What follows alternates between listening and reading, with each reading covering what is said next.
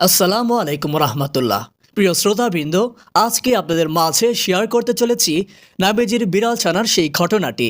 এই ঘটনাটি সম্পূর্ণ শুনলে আপনার মন ছুঁয়ে যাবে ইনশাআল্লাহ। প্রিয় দর্শক, সর্বকালের সর্বশ্রেষ্ঠ মানুষ হলো আমাদের নবী মুহাম্মদ সাল্লাল্লাহু আলাইহি ওয়াসাল্লাম, যিনি তুলনা ও উপমাহীন। কোনো গুণ দিয়েই ওনার সমকক্ষ হওয়া সম্ভব নয়। পুরো বিশ্বের একমাত্র আইডল, মানব দানব প্রাণহীন জড়বস্তু সব কিছুই রাসূলুল্লাহ সাল্লাল্লাহু আলাইহি ওয়াসাল্লামকে সম্মান করত। রাসূলও সব কিছুকে মন উজাড় করে মোহাব্বত করতেন। রাসূলুল্লাহ সাল্লাল্লাহু আলাইহি ওয়াসাল্লাম কোনোদিন কোনো পশু পাখিকে কষ্ট দিয়েছেন বলে শোনা যায়নি। এজন্যই পুরো প্রাণী জগৎ ওনার ওপর দরুদ সালাম পাঠ করে। রাসূলুল্লাহ সাল্লাল্লাহু আলাইহি ওয়াসাল্লামের ঘরেও কিছু বিড়াল ছানা বসবাস করেছিল এবং পরম যত্নে তিনি ভালোবাসায় তাদেরকে আগলে রেখেছিলেন। মুহাম্মদ সাল্লাল্লাহু আলাইহি ওয়াসাল্লামের এক আদরের বিড়াল ছিল, তার নাম ছিল মুআইজ্জা। একদিন তার পবিত্র পরিচ্ছদের একাংশে বিড়ালটা পরম ভালোবেসে ঘুমিয়েছিল। মুহাম্মদ সাল্লাল্লাহু আলাইহি ওয়াসাল্লাম তাকে টেনে তুলেননি, পোশাক ঝাড়া দেননি, লাথি মেরে দূর করে তাড়িয়েও দেননি।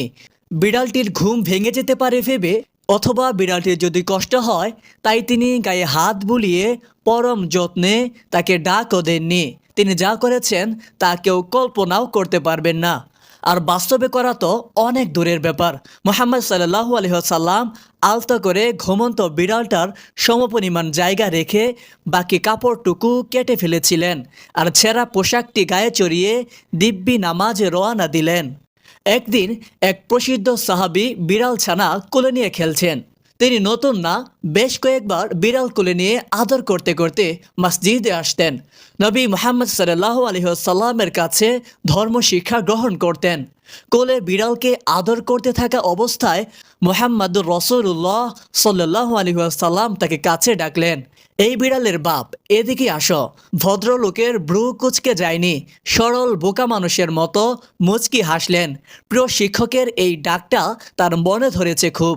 সিদ্ধান্ত নিলেন নিজের নামটাই বদলে ফেলবেন। নবীর ভালোবাসার নিদর্শনের দরুন আমরা সবাই তাকে বিড়ালের বাপ বলেই ডাকি। সহিহ হাদিসের সর্বোচ্চ পরিশুদ্ধ বর্ণনাকারী হিসেবে তিনি আবু হুরায়রা নামে পরিচিত। মক্কা সহ অসংখ্য গুরুত্বপূর্ণ মসজিদে বিড়ালের অবাধ অনুপ্রবেশ। এরা প্রত্যেক ইবাদতকারীর পাশেই ঘুমায়, গা ঘেঁষে বসে থাকে যেখানে সেখানে।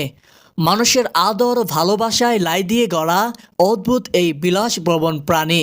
কাশবা বিনতে কাব ইবনু মালিক রাদিয়াল্লাহু তাআলা আনহু হতে বর্ণিত, তিনি ছিলেন আবু কাতাদা রাদিয়াল্লাহু তাআলা আনহু এর পুত্রবধূ।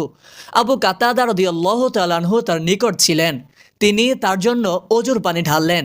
একটি বিড়াল এলো এবং অজুর পাত্র হতে পানি পান করতে লাগলো, আর তিনি পাত্রটি তার জন্য কাত করে ধরলেন যে পর্যন্ত পান করা শেষ না হলো। কাপসা বলেন, তিনি আমার দিকে তাকিয়ে দেখলেন আমি তার দিকে চেয়ে আছি। তিনি আমাকে বললেন, আমার ভাতিজি, তোমার কাছে আশ্চর্য লাগছে? আমি বললাম, হ্যাঁ। তিনি বললেন, রাসূলুল্লাহ সাল্লাল্লাহু আলাইহি ওয়াসাল্লাম বলেছেন, বিড়াল নাপাক নয়, এটা তোমাদের আশেপাশে ঘন ঘন বিচরণকারী বা বিচরণকারিণী। দাউদ ইবনে সালেহ ইবনে দিনার আত-তাম্মার হতে তার মাতার সূত্রে বর্ণিত, একদা তার মনিব তাকে হযরত আয়েশা রাদিয়াল্লাহু তাআলা আনহার নিকট হারিসা সহ প্রেরণ করেন। অতঃপর আমি তার নিকট পৌঁছে দেখতে পাই যে তিনি নামাজরত আছেন। তিনি আমাকে হারিসার পাত্রটি রাখার জন্য ইশারা করলেন। ইত্যবসরে সেখানে একটি বিড়াল এসে তা হতে কিছু খেয়ে ফেলল।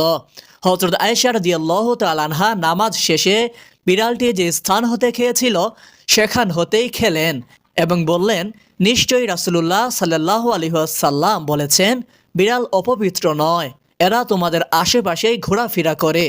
অতঃপর হযরত আয়েশা রাদিয়াল্লাহু তাআলা আনহা আরও বলেন, আমি রাসূলুল্লাহ সাল্লাল্লাহু আলাইহি ওয়াসাল্লামকে বিড়ালের উচ্ছিষ্ট পানি দ্বারা ওযু করতে দেখেছি। আর এই হাদিসটি সুনানে আবু দাউদের ৭৬তম হাদিসে এসেছে। প্রিয় দর্শক, আজকের এই ভিডিওটি আপনাদের কাছে কেমন লেগেছে সেটা অবশ্যই আমাদের এই ভিডিওর কমেন্ট সেকশনে লিখতে ভুলবেন না।